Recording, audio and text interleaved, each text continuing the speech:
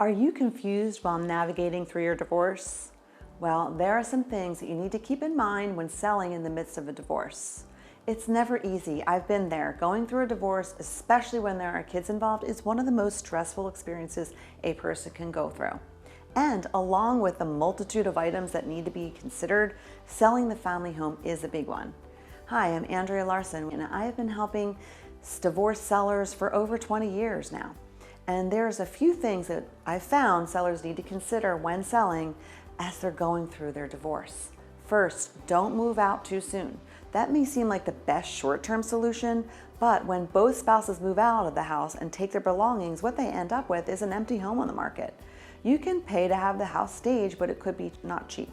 So you want to have an option that is at least one spouse would remain in the house while it's listed. Secondly, and most probably important, would be hire an agent who has experience with these type of sales. Because in addition to knowing how to sell your home for the most money in the least amount of time, your agent also has to be a mediator. Find an agent that you both trust and feel comfortable with. Hiring your Aunt Mary Jane or your spouse's best friend is kind of only asking for trouble. You need an agent who is important and impartial and has been in both of your best interests at heart. And speaking of impartiality, as hard as it sounds, try not to let your emotions get in the way of your home sale. Don't let things get all tangled up and out of spite.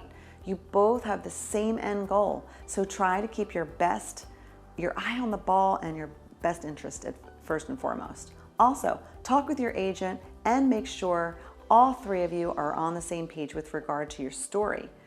One thing buyers love is to ask us, why are they selling?